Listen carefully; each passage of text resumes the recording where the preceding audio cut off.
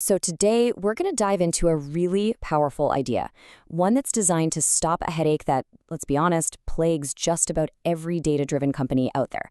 We're talking about data contracts, what they are, why they're so important, and how they're becoming this essential tool for building trust and, maybe more importantly, reliability in your organization's data.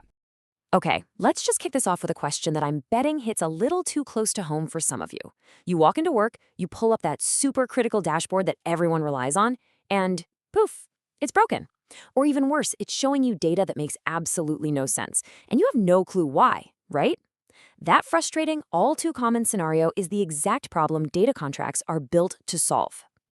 So to really understand the solution, we've got to diagnose the problem first. And that problem is the incredible fragility of our modern data pipelines. It's this hidden issue that leads to a deep and honestly very costly breakdown of trust in the data itself. So what's really going on here? Well, at its core, the problem is this really fragile, kind of broken connection between the teams who produce the data and the teams who consume it. Little uncommunicated changes to the data structure, inconsistent quality, different teams having completely different expectations, it all means that any checks for errors happen way too late in the game, after the damage has already been done. And this quote from Xenos, man, it just nails the chaos perfectly. In today's really complex world of microservices and data lakes and streaming platforms, one single change that wasn't communicated can create this massive ripple effect, causing failures all the way downstream. It's this domino effect that completely erodes any trust in the data. So how in the world do we fix this fundamental breakdown in communication and trust? Well, the answer is in totally reframing how we think about exchanging data. We need to treat it less like a chaotic fire hose and more like a standardized, reliable interface. And the solution borrows this brilliantly simple idea straight from software engineering. We start treating our data like an API, an application programming interface. For decades, APIs have been the stable, documented, reliable way for different software systems to talk to each other. A data contract basically takes those exact, battle-tested principles and applies them to the flow of data. Okay, so let's be super clear about this. A data contract isn't just some PDF or a list of guidelines sitting in a folder somewhere. No. It is a formal, machine-readable, and this is the most important part, enforceable agreement. It's an active interface that defines exactly what data is being provided, under what conditions, and with what level of quality guaranteed. And the level of detail inside these contracts is what makes them so incredibly powerful. We're talking way beyond just column names and data types. A really solid data contract spells out specific data quality rules, like this field can never be empty. It defines service level agreements, or SLAs, for things like how fresh the data has to be. And it even includes clear ownership info, so you know exactly who to call when something goes wrong.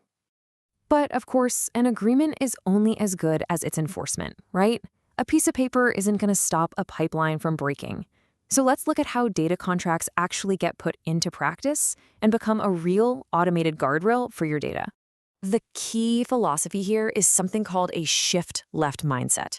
So instead of waiting for bad data to break a dashboard and then scrambling to fix it, you shift your quality checks as early as possible, to the left, in the data lifecycle. The goal is simple: catch and stop bad data before it ever gets a chance to enter the pipeline and cause any damage. And this enforcement becomes a reality through a pretty simple three-step process. First, the data producers and consumers get together and formally agree on the terms of the contract. Second, that contract gets turned into automated checks that are integrated right into the development pipeline, what you might know as a CI/CD process. And finally, and this is the magic, these checks act as a gatekeeper, automatically blocking any data that violates the agreement. Simple as that. Now, a core piece of tech that makes all this possible is the schema registry. You can think of it like a central library for all your data contracts. It's the one single source of truth that stores, versions, and validates the agreed-upon structure of your data. And while there are different tools for this, like from Confluent or AWS Glue, they all serve the same fundamental purpose: giving you a central place to enforce the rules. But hey, enforcement goes way beyond just checking the data's structure. A proper data contract validates multiple dimensions of quality. For example, a timeliness rule prevents a marketing team from making decisions based on stale customer data from last week. Is the data complete? Is it accurate? Is it unique? These are all testable conditions that make sure the data isn't just structured correctly, but that it's actually trustworthy and fit for people to use. So we've covered the what and the how, but what's the ultimate payoff here? What's the bottom line? Why should you and your organization actually invest in this approach? Well, it all comes down to building trust, which in turn lets you accelerate innovation. If you're a data engineer, one of the producers, this is a total game changer. It means fewer late-night, frantic calls about broken pipelines. By enforcing these agreements with automated checks, you prevent those disruptive changes, and you can integrate contract management right into your existing tools. This frees you up to focus on building cool new things instead of just constantly firefighting.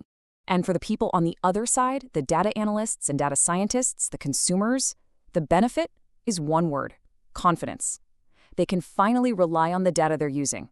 When there's a governed, enforceable agreement in place, they can trust that the data feeding their models and their reports is dependable. And that just leads to better insights and way more accurate results. And finally, for the data stewards and the folks in governance roles, contracts provide this powerful, practical way to actually enforce policies. It takes governance from being some theoretical checklist to being an automated operational process that improves collaboration and maintains trust over the company's most critical data assets. And look, this is not some niche, futuristic idea. It is happening right now. According to Gartner, a staggering 80% of data and analytics leaders are already using data contracts to manage and deliver their data. This approach is quickly becoming the industry standard for managing data reliably, especially at scale. And that leaves us with a final, kind of provocative thought. In today's economy, for so many businesses, data isn't just a byproduct anymore, it is the product. So the question we should all be asking ourselves is this: are we treating it with the same rigor, the same discipline, and the same reliability that we expect from our most critical software? Is our data ready for a contract?